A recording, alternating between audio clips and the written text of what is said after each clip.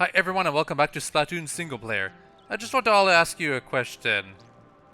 What do you all think of the hero suit? Cool? Snazzy? Cute? Fresh? Personally, I like the glowing lights. There are quite a lot of them.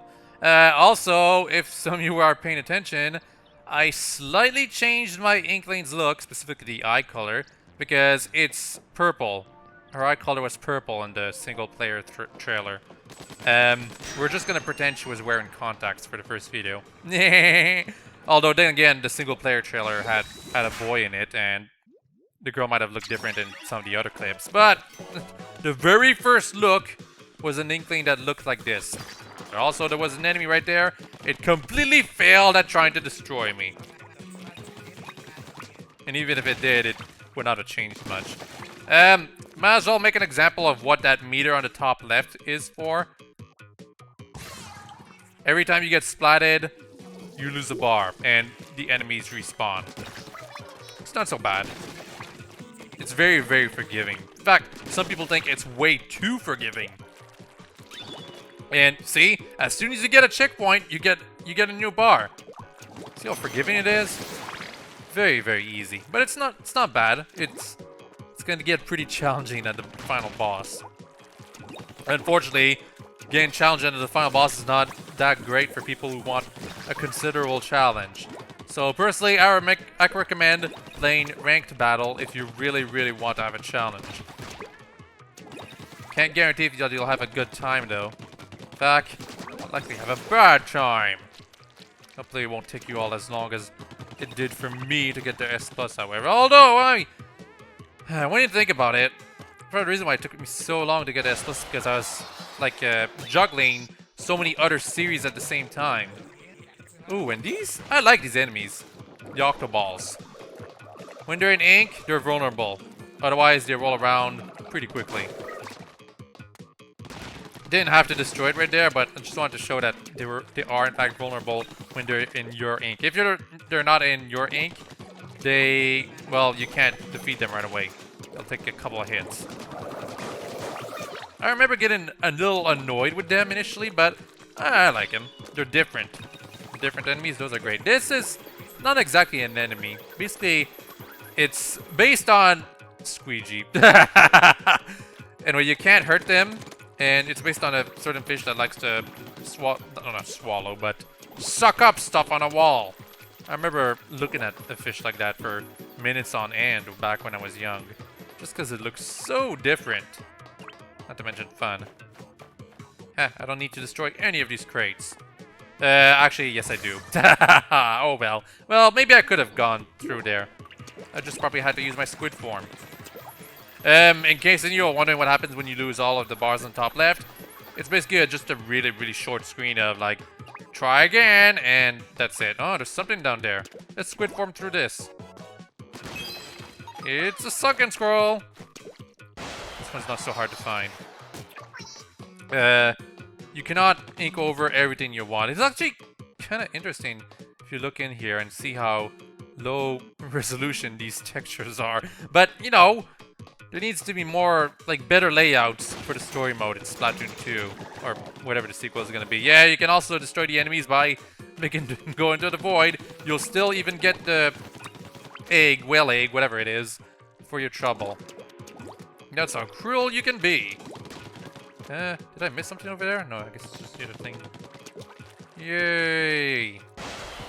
You know, technically speaking, I didn't have to start with this stage. I could have started with the other stage. Stage 3, technically. But, no, I just felt like doing this. I don't think I ever got hit by the Octoballs. Never.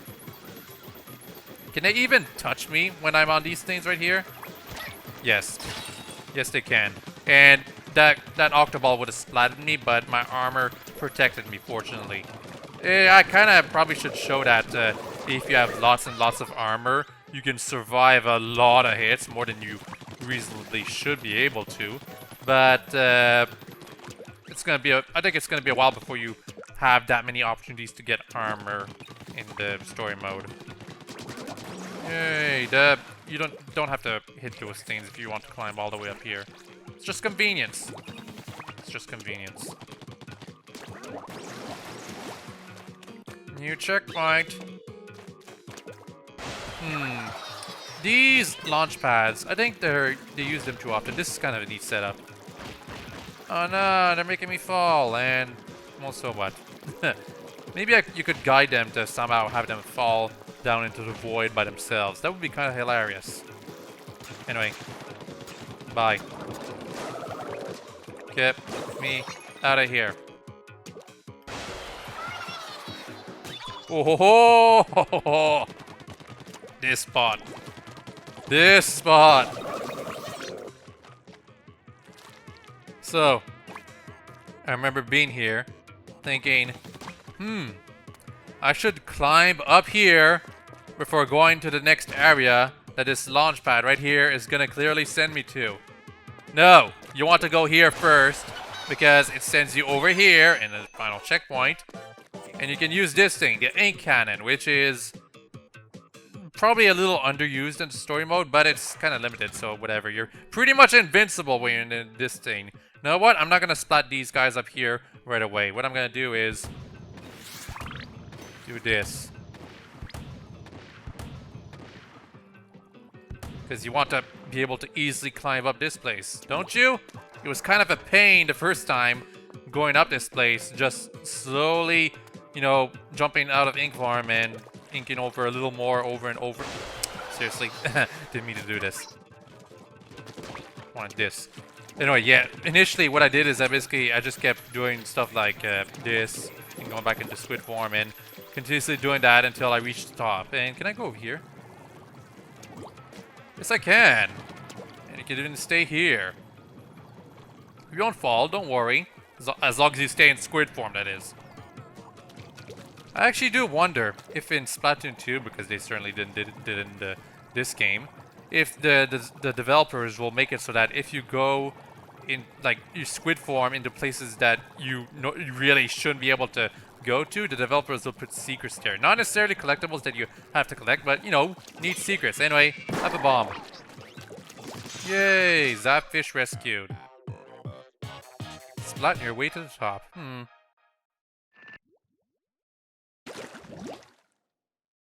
Yeah, I think one of my criticisms about the game is that there's too many launch pads. Also, some backstory for the Octarians here. We Octarians dwell in a world deep underground. The individual caves in which we live are connected by a network of transport devices known as kettles. Wow, you learn something new every day. Yeah, if you look carefully, the cartoon Octarians here, they both have a speech bubble, so that's what they're trying to say. I just noticed that the old Octarian at the top left is holding a stick with a hand on it. He doesn't actually have a hand. Don't know why they couldn't just have that Octarian use his tentacle to point to where he was trying to point. Anyway, stage 3, Rise of the Octo Troopers. Didn't I say this before? Whatever. Stage 3. I like the atmosphere. No, Octocopters, that's what they are. I like the atmosphere here. I really do. It's orange. Like my character! Yeah, it's all about orange. Some people might be wondering why I was playing as a girl inkling as she is with orange eyes and mostly brown skin. It's because it makes her look closer to orange.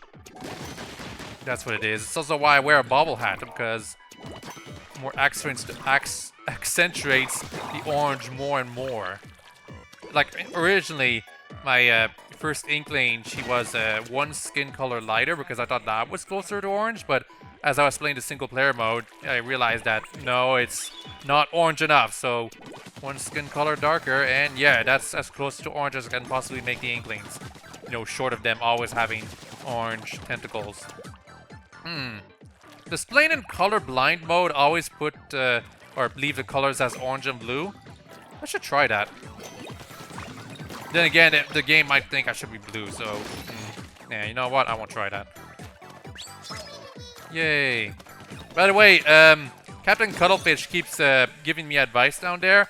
I kind of don't listen to it. I don't need to, because, well, even when I was playing this for the first time, I didn't really listen. It did screw me over a couple of times in the story mode when I played it the first time, but seriously, I don't need help this time around. Yay. I like how high you jump off of these things. It's fun. Are there any playthroughs that show sequence breaks in Splatoon?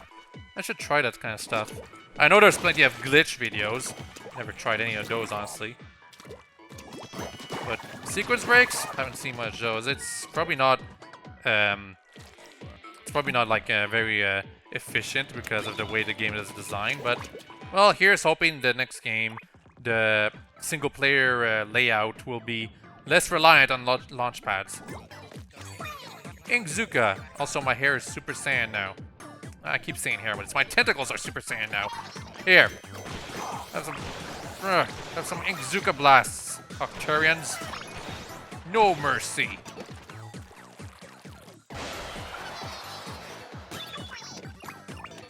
You know, Captain Cullfish, he's pretty... He encourages you, a young Inkling, to just destroy every Octarian in sight. He must be bitter about that 100-year-old war. Maybe he didn't accomplish all that much. Anyway, this is actually probably the first tricky sunken scroll for young players to try to get, because you have to do a decent dash jump to be able to reach it. Some people might just jump from the edge of this place, and that's just not enough. See? Anyway. Moving forward. Oh, this platform moves, that's right. Kinda neat. I should use my splat bombs more often.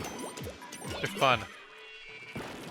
Particularly because the Octarians do, in fact, try to dodge them.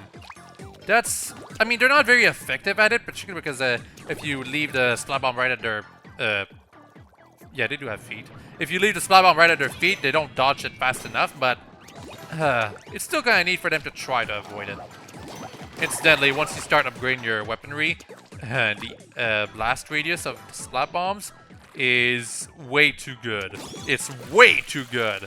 I wonder if people have tried to hack the stats of a hero Inkling into the multiplayer mode, because that'd be way too overpowered.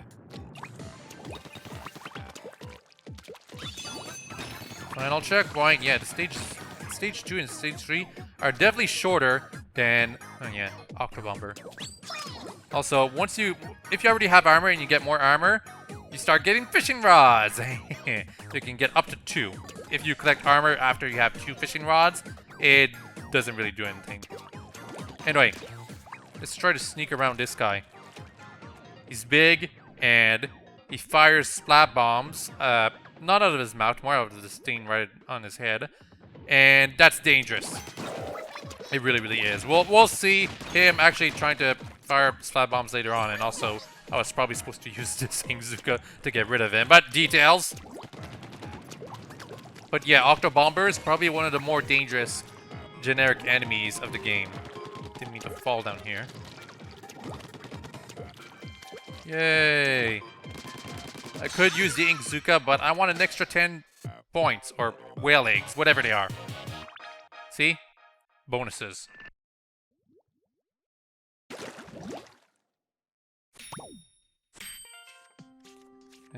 This seems to be an Octarian assault vehicle, but it doesn't appear to have an engine. The big question then, how does it move? It's finally clear that the source of Octarian power lies outside the realm of established science. Video game logic. You know, I probably should ask this question. Why kettles, Nintendo? Why kettles? It's... I don't understand. Speaking of which, you can't go over here. Protected by a shield and these light bulbs. Yay, boss number 1.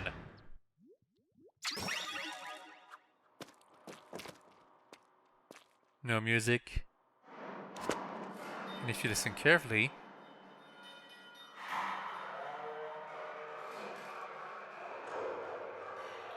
does it not sound sinister? I sure think it does. Anyway, I'm probably wasting too much time for some people, so let's go. You can start inking over the place if you want. It's actually not a bad idea if this is your first time. There's also a bunch of areas down here that you can go to if you want to be completely invincible for the boss, but it's also got a nice detail that it shows that it's a road. Oh no, that poor Zapfish! not powering up this this mechanic thing. Anyway, yeah, this is Octo Squasher, whatever. He's got a name, I'm sure. He's kind of silly. It, she, not sure. Anyway, you're clearly supposed to go up there to get rid of the boss tentacle, whatever it is. However, I want to mention, if you try to destroy the tentacle using only your bombs and whatever, that's not gonna work. The bombs are like, for some reason, they're super ineffective against it. It's like Nintendo really, really wanted you to actually beat this the proper way. Oh, and actually, I want to do it from here first. Damn it. It is possible to actually get on this thing's head without actually leaving it like this. It's actually possible to stay on this thing's head when it's actually walking around. Anyway, with the tentacle, you have to shoot it for a decent amount of time to actually damage it.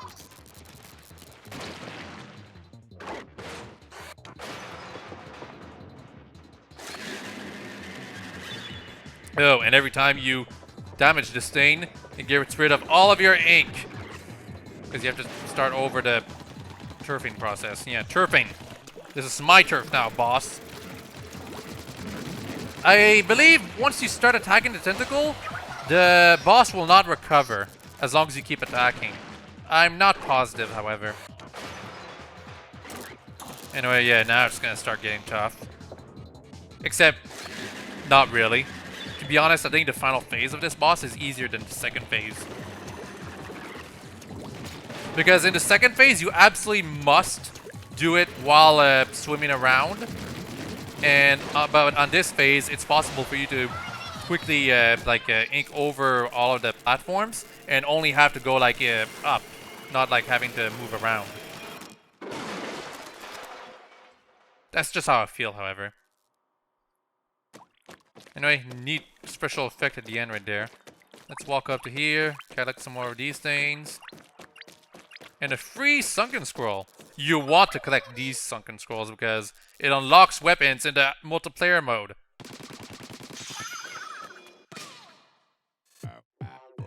Yeah, Octos, that's this boss's name. Avast, they have the great Octo weapons on their side. At any rate, good work, Agent 3. Keep it up, it's a long road to the great Zapfish. To be honest, it's not that long. It could stand to be twice as long, if you ask me. Anyway, yeah. Anti-Octopus Weapon Blueprints, designer Moses Schellendorf. Ammonites, Bouillabaisse, first floor, Inkopolis, 11-1. Is that what it says? Whatever. Anyway, that allows us to unlock some weapons. The aerosprays? I don't know.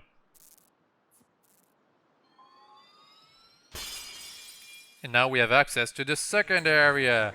Yay! But that's going to be for the next video. Right now, I'm going to upgrade some of my gear. I'm going to start with unlocking the burst bombs. And then the seekers.